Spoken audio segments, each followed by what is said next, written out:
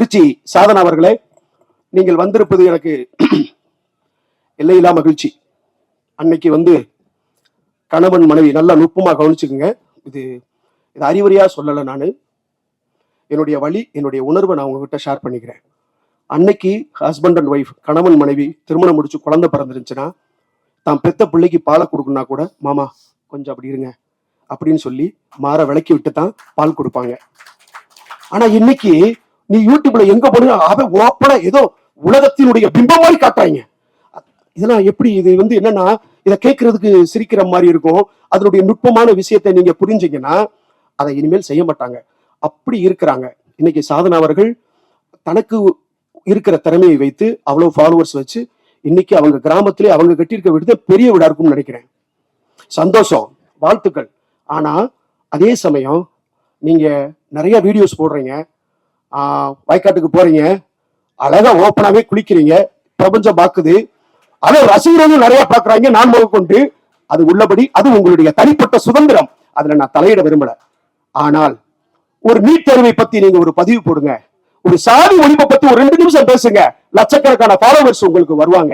உங்க மேல இந்த சமூகம் அவர்கள் நல்ல ஒரு மதிப்பை வைத்திருக்கும். இந்த படத்துல கூட நீங்க ஒரு அற்புதமான ஒரு கேள்வியை கேட்டீங்க முதல்வர் அவர்களை நோக்கி. அதே மாதிரி சினிமாவில் இருக்கிற நடிகர்களை பத்தி ரொம்ப நேர்த்தியாக பேசுகின்ற, நான் பெரிதும் மதிக்கின்ற பத்திரிகையாளர் 71 வயது நிரம்பிய இளைஞன் அண்ணன் பைரவான் ரங்கநாதன் அவர்களுக்கும் ஒரு வேண்டுகோள். நீங்கள் இங்க இருக்கக்கூடிய விஷயங்களை ஆணித்தரமாக அப்பட்டமாக நீங்கள் சொல்லுகிறீர்கள். அது சினிமாவில் இருக்கிறது, அதை திருத்தணும். நான் அதை திருந்தறதுக்கு தான் நான் சொல்றேன். இது நான் போய் பார்க்கல, நான் கேள்விப்பட்டதை சொல்றேன், அதுக்கு ஆதாரம் இருக்கு அப்படின்னு சொல்றீங்க. ஓகே, உள்ளபடி ரைட் இருக்கட்டும். ஒரு டிபார்ட்மெண்ட்ல வேலை பார்த்த ஒரு அதிகாரி கொஞ்சம் அறம் இருக்கணும். ஏன்னா இந்த படத்தின் தலைப்பு அறமா இருக்கிறதுனால, அறம்னா என்னன்னு நான் சொல்லித்தான் ஆகணும். நான் எல்லாரும் போய் படம் நல்லா இருக்கு, சூப்பரா இருக்குன்னு சொல்லிட்டு போறதுக்கு நான் வரல. நான் அப்படி ஆள் கிடையாது. நான் சாப்பாட்டுக்காக சண்டை போற ஆள் இல்ல, சாவுக்காக சண்டை போடுற கூட்டத்துல இருந்து வந்தவன். அதனால நான் சொல்லணும். அதனால என்னுடைய இது தாழ்மையான வேண்டுகோள். இப்ப கள்ளச்சாராயம் 51 பேர் செத்தாங்க, அதை பத்தி ஒரு வீடியோ போடுங்க, அதை பத்தி ஒரு விழிப்புணர்வை கொடுங்க. சமூகம்னா என்ன? நீ நான் டீ விக்கிறவன், காப்பி விக்கிறவன், குப்பை கொடுக்கிறவன், டாக்டர், இன்ஜினியர் எல்லாமே சமூகம் தான். இந்த சமூகத்துக்குள்ளதான் சினிமாவும் இருக்கு. ஆக சினிமாவில் நீங்க களை எடுக்கிறீங்க, அதே மாதிரி அரசியல நீங்க களை எடுங்க.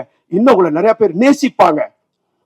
ஏன் உங்க டிபார்ட்மெண்ட்ல டிஎஸ்பி விஷ்ணு பிரியா மேலிடத்துல கொடுத்த டார்ச்சர்னால தற்கொலை பண்ணிக்கிட்டாங்க. அந்த கேஸ் சிபிஐக்கு மாறுச்சு. இன்னைக்கு வரைக்கும் காவல்துறையில அவங்களுக்கே நீதி கிடைக்கல. எப்படி நீதி கிடைக்கும்? ஐஐடி காலேஜ் பாத்திமா பரமாமன்ற பார்ப்பன ப்ரொஃபசர் டார்ச்சர் பண்ணி தமிழ்நாடு பாதுகாப்பான நாடுன்னு சொல்லி கேரளாவில இருந்து அந்த பிள்ளைய அனுப்புனாங்க. அதுக்கு இன்னும் நீதி கிடைக்கல. ஏன் வேங்கவே இல்லை? குடிக்கிற தண்ணியில பீயுங்க, பார்த்து சொல்லுமே எவ்வளவு அசிங்கமா இருக்கு, எவ்வளவு கூச்சப்படுறோம். மலம் கொட்டுனாங்க. இன்னைக்கு வரைக்கும் அதுக்கு தீர்வு கிடைச்சிச்சா? கிடைக்காது, கிடைக்கவும் மாட்டாங்க. இதெல்லாம் பற்றி நீங்க ஒரு காணொலியிலே பேசுகிற பொழுது இன்னைக்கு ஏன் நான் உங்களை வலியுறுத்துறேன்னா, இங்க படிச்சவன் சொன்னா எவனும் கேட்கறது இல்ல, ஆனா நடிச்சவன் சொன்னா கேட்கிறியான். இந்த நாளைய தீர்ப்பேன்றான், நாளே ஓம்பைன்றான். என்னடா சொல்றீங்க? போராட்ட களம் வேறு, அறம் செய். இந்த அறத்தினுடைய மேன்மை. அறம்னா என்ன? எப்படி வாழ்ந்தார் ஏபிஜே அப்துல் கலாம் ஐயா?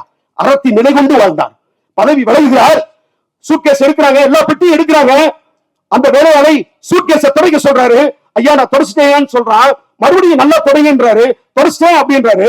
இன்னும் நல்லா தொடப்பா அப்படின்றாரு. ஏன் அப்படி? சுத்தமா தானே இருக்கு, இன்னும் துடைக்க சொல்லிக்கிட்டே இருக்கீங்க அப்படின்னு சொல்ல, ஐயா அப்துல் கலாம் சொன்னாரு, இங்க இருந்து போகும்போது என் பெட்டியில ஒரு தூசி கூட ஒட்டிருக்க கூடாது. இதுதான் அறம்.